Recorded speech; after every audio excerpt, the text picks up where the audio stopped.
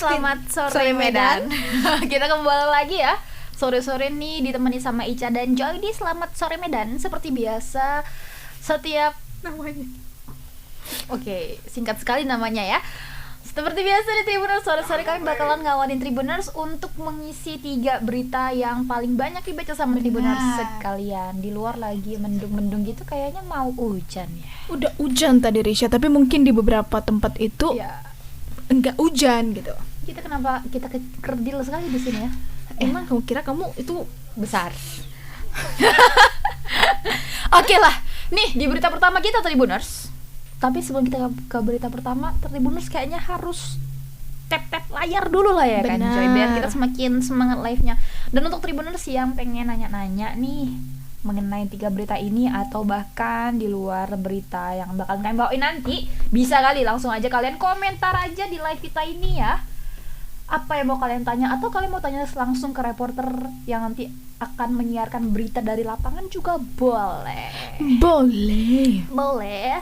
300. Berapa? 500 ya? 50. Kok banyak Kamu ya? korupsi ya?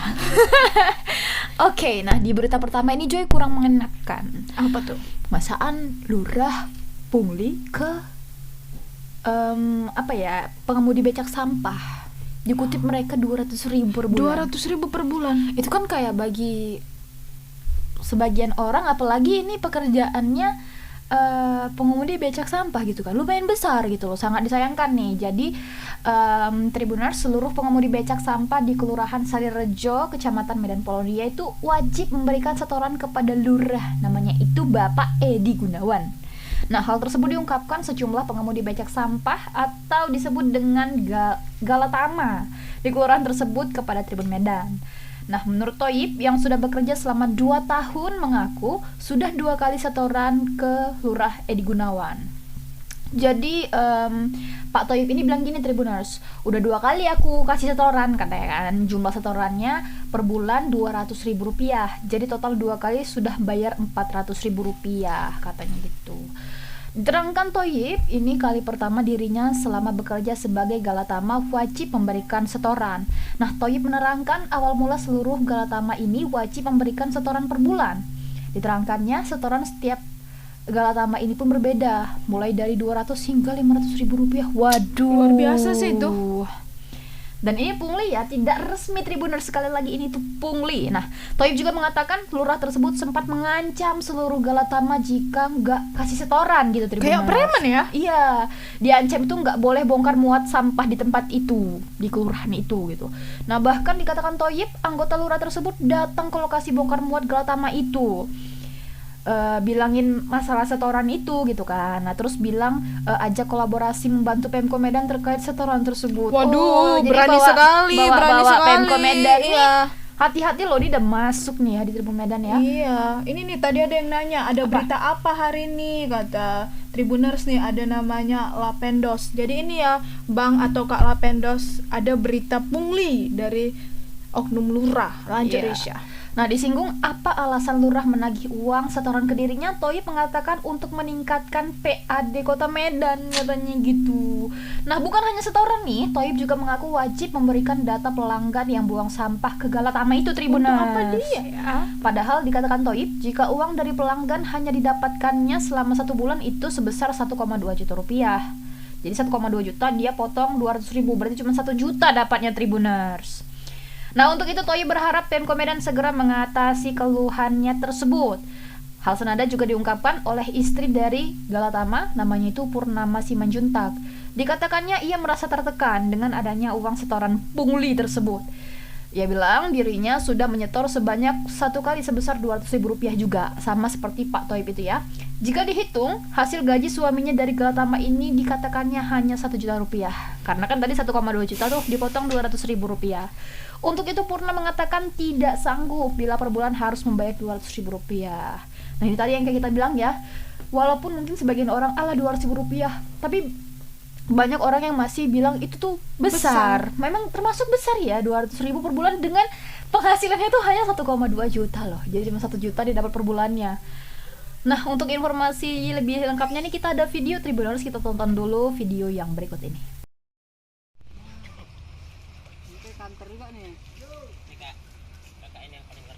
Siap. diwawancara lo. Ngerti apa? Aku kurang ngomong. Kakaknya yang gitu bisa. Karena kemarin dia pun cari makan hari belakang. Sekarang kita nengok situasi toh. Kau mau ditekan, kau mau dibunuh. Enggak yang bisa membunuh tetapi yang Kenapa? iya, nonton muda itu.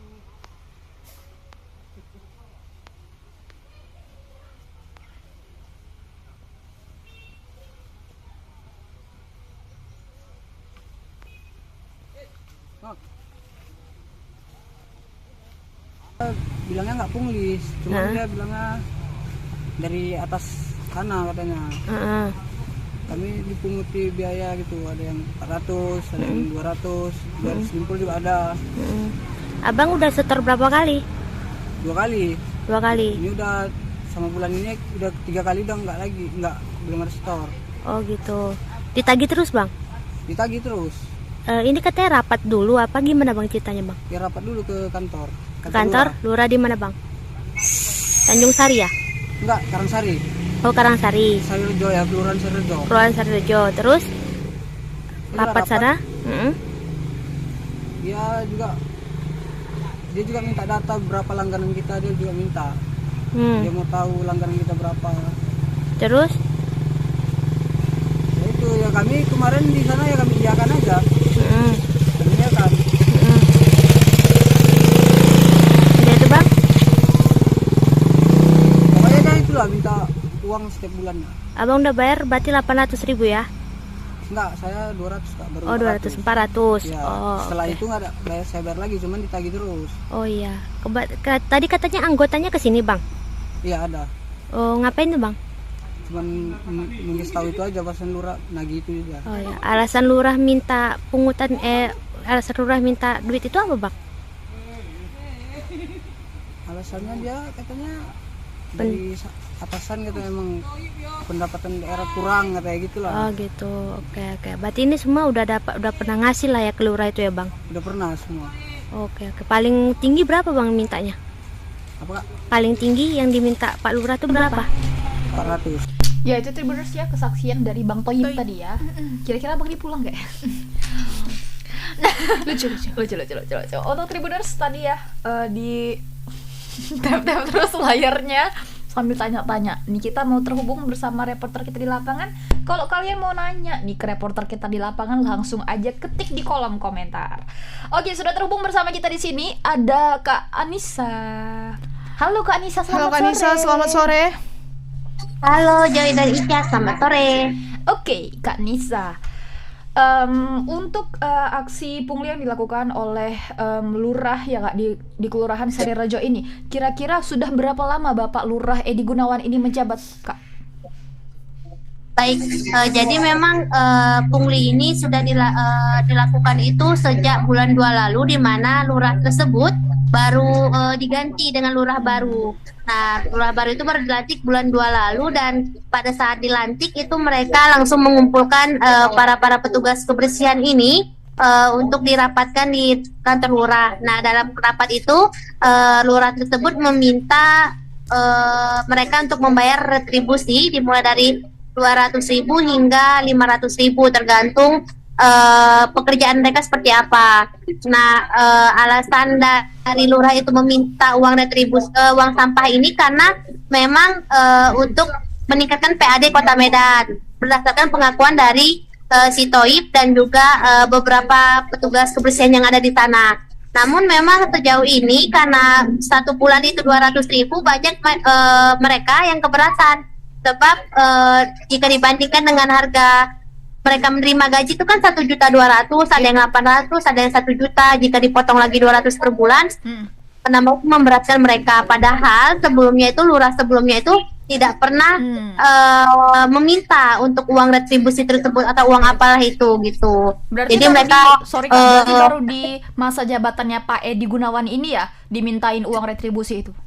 Iya, di masa yang sebelumnya, lurah sebelumnya itu belum pernah ada uang pungutan liar seperti ini, seperti itu, Cak. Namun tadi kita juga sempat konfirmasi itu ke tingkat camatnya, di mana itu camat Medan Polonia membantah hal tersebut. Tapi dia membantahnya pada saat ditelepon itu sebentar ya saya lagi rapat kayak gitu. Jadi kayak tapi dia udah membantah itu kalau lurahnya tidak pernah memungut biaya itu, dan setahu dia kalau yang tukar sampah ini merupakan tukar sampah liar, bukan yang milik Pemko Medan. Jadi mereka tidak bertanggung jawab untuk itu. Oke. Tapi kita sempat konfirmasi ke lurahnya, namun hingga saat ini belum bisa kita konfirmasi sampai saat ini. Dan tadi juga kita sempat tanya ke Dinas Lingkungan Hidup terkait adanya pungutan liar untuk tingkatkan PAD ini. Namun jawaban dari Dinas Lingkungan Hidup itu membantah kalau Dinas Lingkungan Hidup memerintahkan camat dan lurah melakukan meminta atau memungut biaya kepada petugas sampah. Yang mereka minta itu, yang mereka instruksikan kepada warga itu untuk membayar retribusi sampah, dan lurahnya lah yang meminta kepada warga, bukan kepada tukang sampah ini, seperti itu, Ca. Tapi Kak, mereka ini kan seperti Abang Thoib ini kan bukan resmi dari pemerintah Kota Medan. Iya, memang kalau berdasarkan pengakuan dari camatnya itu bukan resmi dari Pemko Medan, tetapi mereka juga turut membantu dan di bawah naungan Bestari.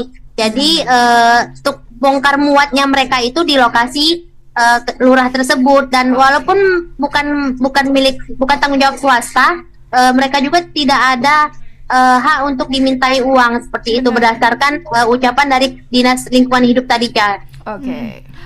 Kak, mengenai penuturan Thoib ya, tadi dia mengatakan kalau di sini tertulis kalau pihak lurah itu meminta data-data dari para pelanggan yang menyetor sampah kepada Thoib. Itu untuk apa, Kak? Jadi kalau berdasarkan pengakuan Thoib tadi, jadi setiap mereka ini diminta untuk data pelanggannya agar mengetahui berapa yang harus dikeluarkan mereka setiap bulannya. Misalnya kalau datanya itu sampai ke 1.200.000 tadi kan, nah itu mereka akan dipotong 200.000. Kalau si yang istrinya tadi itu dipotong jadi dia dapat 1 juta dipotong jadi 200.000. Tapi ada juga yang becak-becak lain itu mendapatkan potongan 300 hingga 500.000 rupiah. Wah, gitu. itu cukup Berarti banyak ya. tergantung pendapatannya gitu, Kak.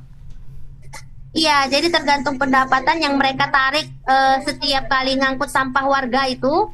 Kan itu setiap kali narik sampah itu mereka dibayar 30.000. Nah, Setiap berapa banyak kali, mereka Kak? itu terpotong? Setiap kali Apa? setiap kali menarik sampah 30.000, bukan per bulan 30.000. Tiap bulan. Oh, tiap bulan 30.000 dibayar warga. Iya. Oke. Oke, nah Kak, apakah Kakak mendapatkan informasi sejauh ini dari para pengemudi becak sampah ini mendapatkan ancaman nggak nih? Atau apa yang bakalan mereka dapatkan jika mereka tidak memberikan setoran itu, Kak? Memang tadi juga itu sempat hari ini itu anggota dari lurah tersebut datang ke tempat pembuangan sampah mereka, mengatakan untuk berkolaborasi lah dengan mereka agar mau membayar uang 200.000 itu, karena kalau tidak mereka akan berdasarkan pengakuan Thoib itu mereka akan diancam tidak boleh beroperasi lagi atau membongkar buat sampah di daerah tersebut, seperti itu. Wah. Nah, tim lah ya kita bilang ya, tim dari kelurahan itu datang ke tempat sampah itu mengatakan hal seperti itu. Apakah mereka ada membawa membawa landasan? Misalnya ada surat tugas kah atau apakah gitu, Kak?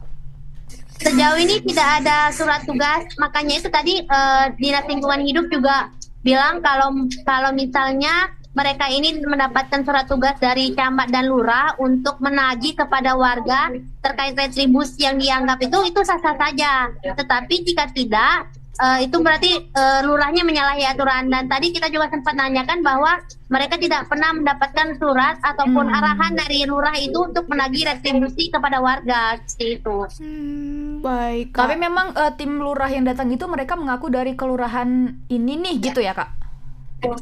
Iya, jadi memang sejauh ini lurah ini juga lurah baru yang baru pindah dari Kecamatan Medan Tunggal dan juga pernah bermasalah. Makanya itu sempat banyak yang mempertanyakan hal ini, Kak. Nah, tapi apakah pernah lurahnya yang datang langsung, Kak, ke situ untuk berbicara sama para pengemudi ini? Sejauh ini berdasarkan laporan dari warga tidak pernah ada yang datang langsung ke lokasi, cuman mereka lurah ini menyuruh anak buahnya anggotanya untuk gitu ya? Seperti Oke, itu. berarti Baik, ini Kak. sejauh ini lurahnya belum bisa dihubungi ya, Kak? Iya, belum. Nanti kita upayakan ini. Baik, berarti timnya ya yang disuruh ke lapangan. Oke, ini mencurigakan juga sih antara timnya Iya. atau memang lurahnya yang memberikan apa ya perintah gitu ya. Oke, terima kasih Kak Enisa, kami sangat menunggu nih updatean informasinya. Kalau bisa langsung hubungin ke lurahnya biar kita babat ini kayak mana nih kebenarannya gitu ya Kak Nisa ya. Terima Terima kasih kasih, atas Kak informasinya Nisa. Kak Nisa. Selamat beraktivitas kembali. Selamat sore. Selamat sore. Oke. Agak-agak mencengangkan ya Tribuners, ternyata bukan lurahnya yang turun langsung tapi anggotanya. Ya. Dan nggak bawa surat tugas pula. Iya. Jadi ya namanya manusia ya, kita juga nggak bisa langsung menjudge lurahnya, tapi yang datang karena kan bukan lurahnya langsung gitu. Dan bisa jadi si anggotanya ini yang mengatasnamakan lurah, mungkin memanfaatkan hal itu untuk melakukan pungli ini. Luar biasa sih 200.000. Kaget. Iya, seriusan ini aku sampai dekat 200.000. Dia cuma dapat uang 1,2 juta, Dipotong bayar lagi. 200, woi itu mana tahu dia berkeluarga. Ada yang cuma Mending- dapat 1 juta loh. Iya, Dipotong kayak 200 mana? jadi 800.000. Aduh. 1 bulan kebutuhan, aduh ya ampun. Ya tapi semoga aja ya Tribuners, pasti Tribuners juga pada setuju nih kalau misalnya kita bisa terhubung dengan lurah yang bersangkutan untuk meluruskan mengenai isu ini gitu ya. Oke, di berita kedua ada apa Joy? Berita kedua ini Tribuners ada kebakaran. Wah, gimana? Ya. Jadi kebakaran Cebelapa imut aku. Kebakarannya ini terjadi di bantaran Sungai Deli, tepatnya di Jalan Badur, Kecamatan Medan Maimun. Nah, insiden kebakaran hebat ini terjadi pada Kamis tadi, 10 Agustus 2023, kurang lebih pukul 11 waktu Indonesia Barat. Nah, karena kebakarannya ini cukup besar yang membuat warga panik ya di sekitaran lokasi. Nah, ada nih diwawancarai yaitu Hami, salah seorang warga yang rumahnya nyaris terbakar. Awalnya ia sedang berada di luar rumah dan mendapatkan informasi tersebut. Setelah itu dia pun langsung kembali ke rumahnya untuk mengevakuasi barang-barangnya. Nah, dia itu rumahnya nyaris terbakar. Mungkin udah ada rumah lain yang kebakaran, dikabarin lah dia. Pulanglah dia ke rumah untuk mengevakuasi barang-barang. Yang menyampaikan suasana sempat panik lantaran api di lokasi semakin membesar dan menghanguskan sejumlah rumah. Panik kali, aku pun panik katanya. Tadi lagi kerja, katanya takut juga rumah terbakar. Untungnya tidak ada korban jiwa dalam kejadian ini ya. Dan pemadam kebakaran langsung sigap memadamkan api. Nah, amatan dari Tribun Medan di lokasi kebakaran, petugas ini melakukan pendinginan objek yang terbakar.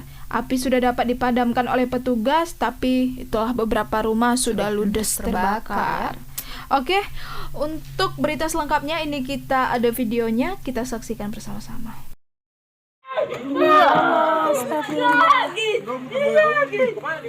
Puskesmas.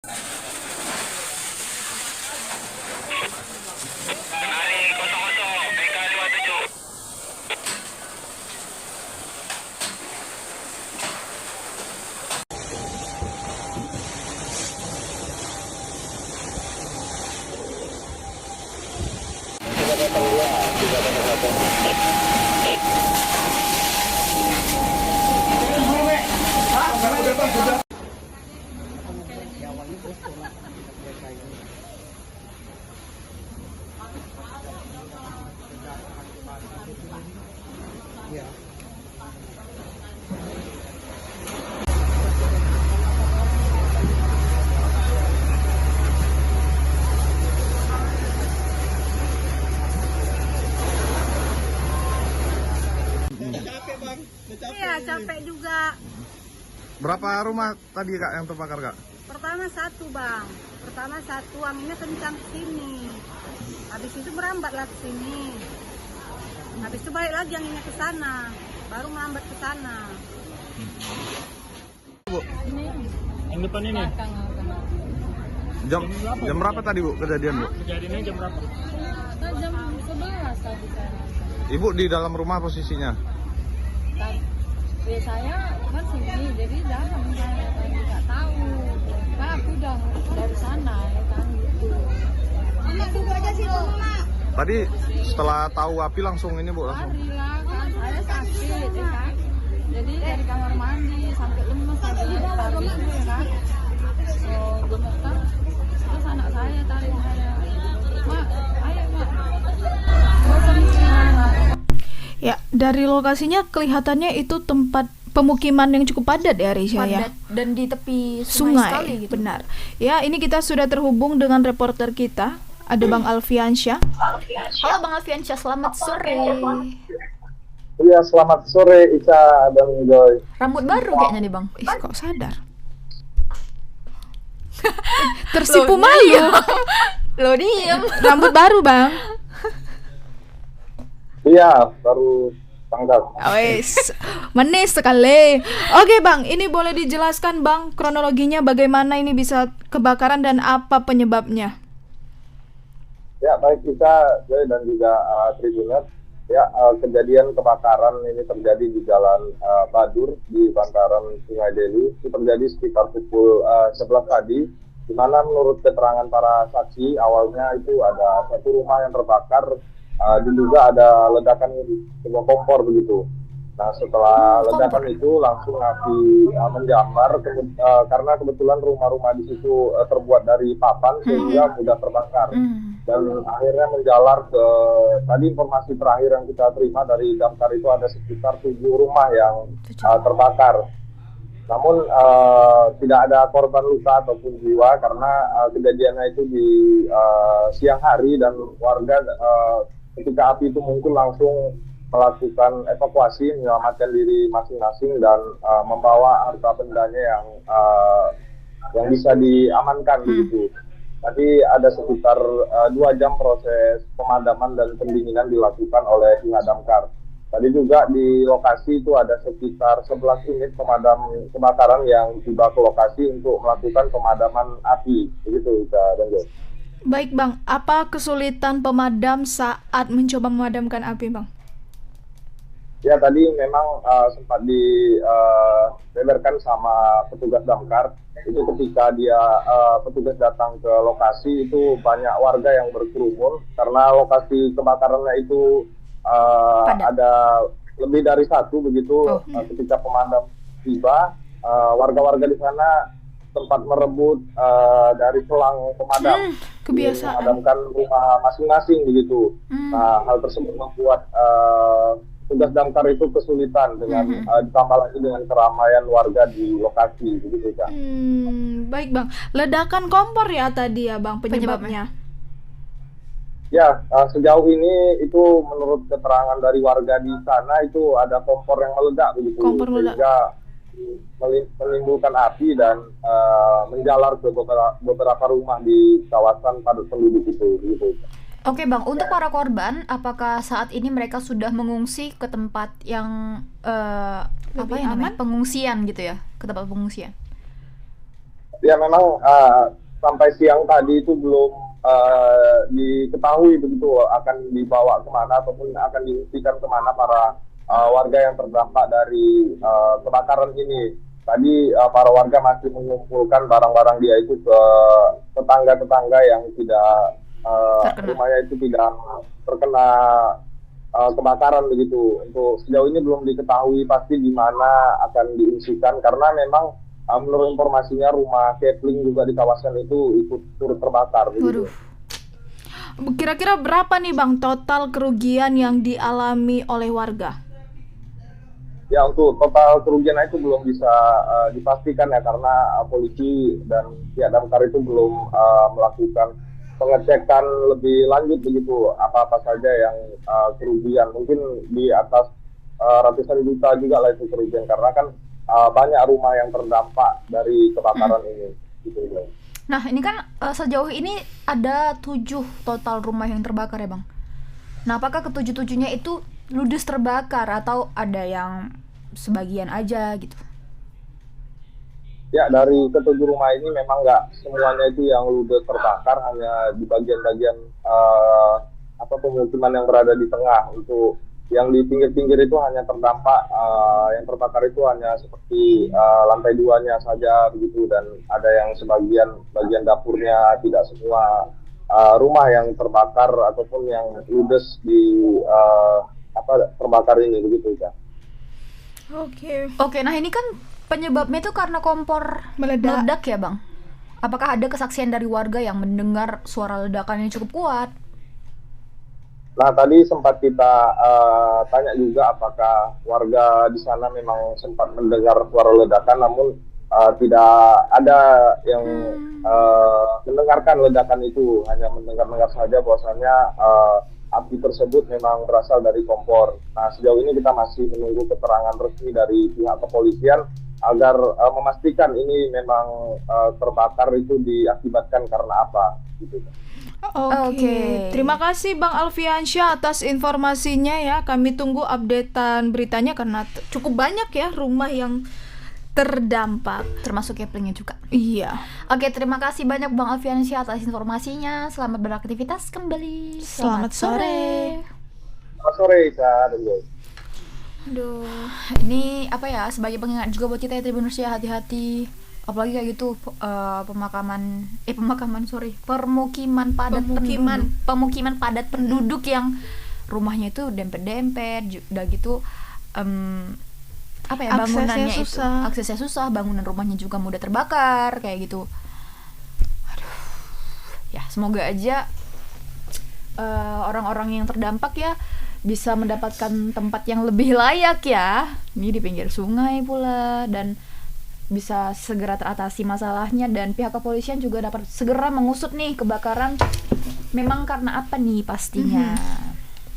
Baik, kita move ke berita ketiga, Risha. Iya, berita ketiga sekaligus berita terakhir. Nah, jadi Joy dan Tribuners, inget nggak beberapa waktu lalu tuh sempat viral ya, ini anak-anak masih berusia 12 tahun yang dia itu kakinya harus diamputasi karena menyelamatkan kucing yang hendak terlindas truk, kakinya yang terlindas truk. Nah, jadi ada secerca harapan dan kabar bahagia nih Tribuners. Senyum lebar kini terlihat di wajah orang tuanya Nabila, seorang bocah yang kehilangan kakinya setelah ditabrak oleh truk pengangkut semen di halaman rumah di Jalan Lintas Sumatera Negeri Lama, Kecamatan Bila Hilir, Kabupaten Labuhan Batu. Nah, senyumannya tersebut merupakan tanda dari kabar baik yang diterima oleh keluarga Nabila usai salah satu tokoh pemuda Kabupaten Labuhan Batu, Cepi Aditya, mendatangi kontrakannya yang tak jauh dari RSUD Rantau Prapat. Pasalnya kedatangannya ke kamar kontrakannya membawa kabar baik untuk kesehatan anak yang masih duduk di bangku kelas 6 sekolah dasar itu. Staf khusus Menteri Pertahanan Republik Indonesia Prabowo Subianto meminta kepada keluarga Nabila berangkat ke Jakarta untuk menjalani perobatan yang lebih layak. Wow.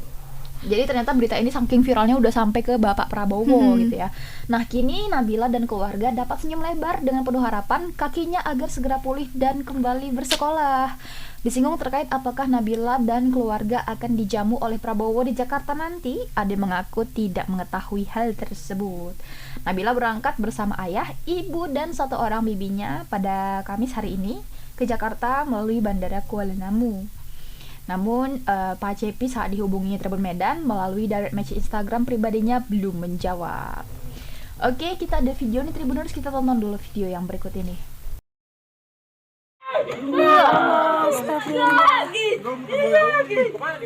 Puskesmas lah bang. Puskesmas dulu. Tolong lah bang. Puskesmas dulu ini. Allah Akbar. Nggak tahu. Kok gitu sih? Nangis ya. Itu adik-annya ya. Adik-an.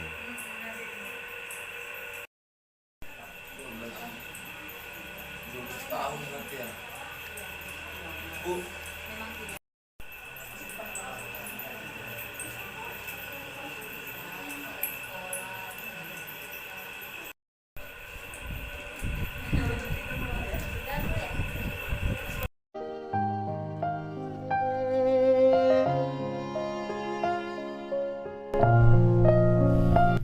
Ya. Bagian betis itu ya Risha.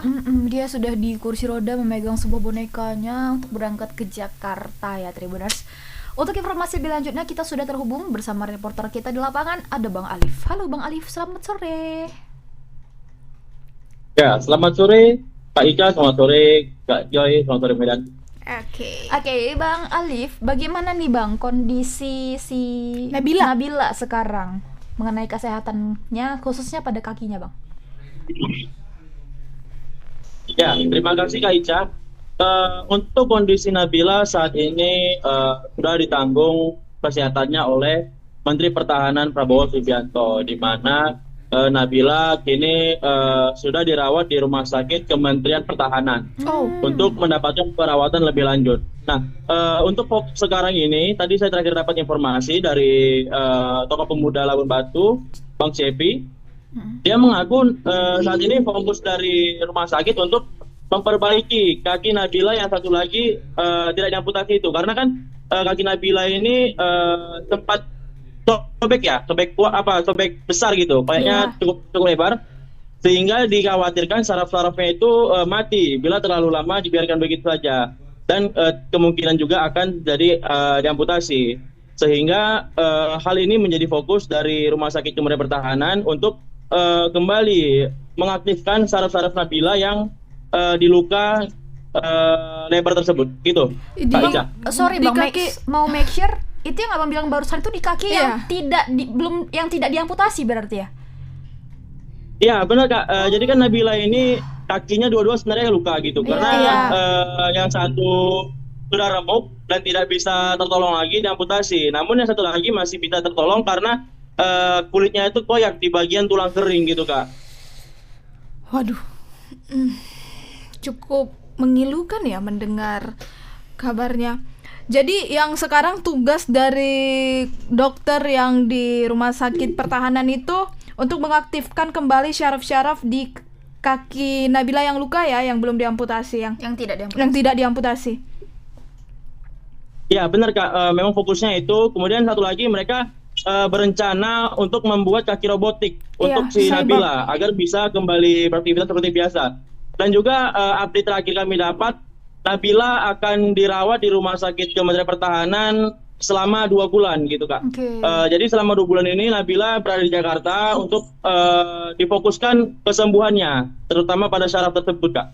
Oke Bang Alif, bagaimana nih ceritanya kabar ini bisa sampai terdengar nih sampai ke Bapak Prabowo Subianto dan beliau tergerak hatinya untuk membawa Nabila beserta orang tuanya ke Jakarta?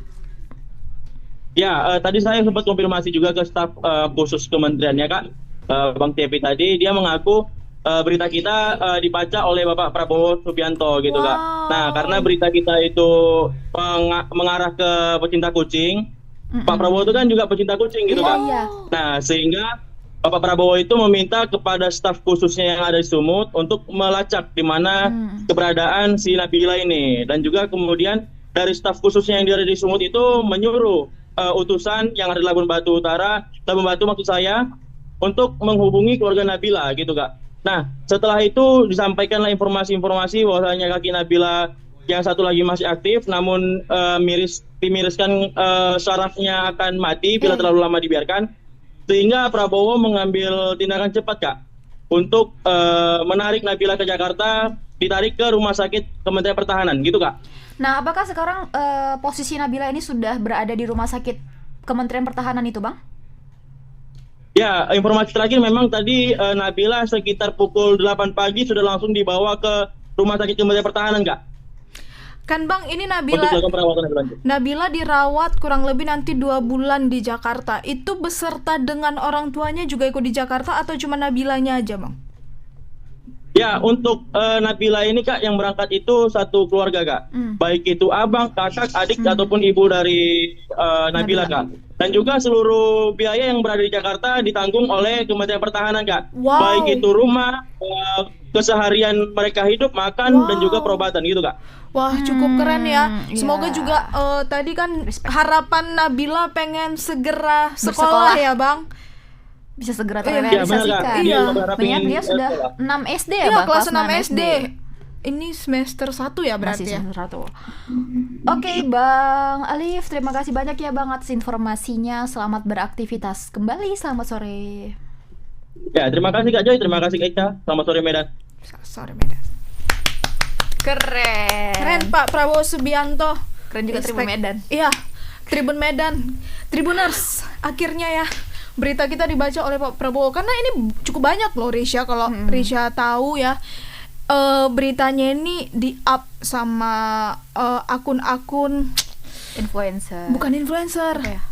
Itu loh kalau yang minta donasi, akun-akun donasi seperti itu kan. Dan aku nggak ngeh kalau ternyata dari Sumatera Utara berita ini ya. Nah jadi beritanya ini Joy, kalau kita boleh flashback ini kan si Nabila ini tuh menyelamatkan kucingnya ya. Kucingnya ya? Iya, menyelamatkan kucing. Menyelamatkan kucing setelah 7 ekor kucingnya itu mati terlindas truk. Kucing ke-8 ini mau diselamatkan dia, malah dia yang terlindas. Itu. Tapi ya Tribuners, memang itu jalan lintas Sumatera. Kebetulan saya berasal dari Labuhan Batu. Itu jadi jalan di Labuhan Batu itu gini Risha, truk nggak boleh masuk ke dalam daerah perkotaan di Labuhan Batu. Jadi dia itu lewat truk-truk besar itu ada jalannya, itu namanya jalan lintas, atau orang Labuhan Batu mungkin tahu namanya jalan baru kami bilangnya. Itu jalan lintas itu besar nggak sih? Besar bisa muat 2 jalur dia. Dan kemungkinan untuk truk itu ngebut. Kalau ngebut bisa jadi, bisa iya kayak gitu kan. Karena bukan hanya truk tapi juga bus pengangkut atau mobil-mobil yang mungkin mau lewat antar kota dari sana lah. Nah kebetulan rumah adik Nabila ini ya tadi di situ di jalan lintas itu memang itu cukup rawan, ya. Mungkin dia berlari gitu kan. Karena gini kan, kadang lintas jalanan itu nggak terlalu rame, tapi truk ini kan nggak bisa langsung ngerem mendadak. Belum lagi kita nggak tahu entah truknya nggak sehat kan, udah dipakai dia dibawa ke jalanan. Aku penasaran lah, tadi nggak sempat nanya ya, bagaimana truk yang menabrak itu. Pengemudinya. Iya, aduh, Tribuners. Ya, pasti ada update-annya dong di Tribun Medan. Ada, pasti ada. Nah, untuk update-annya itu kalian bisa langsung kunjungi media sosialnya Tribun Medan, ada di bawah ini. Atau bisa ke portalnya Tribun Medan, ada di www.medan.tribunnews.com. Oke Tribuners, itu dia 3 berita yang telah kami sajikan untuk Tribuners kalian. Semoga dapat mengisi sore harinya Tribuners ya, di hari yang dingin ini karena hujan. Oke, aku Ica dan aku Joy beserta kru yang bertugas pamit undur diri.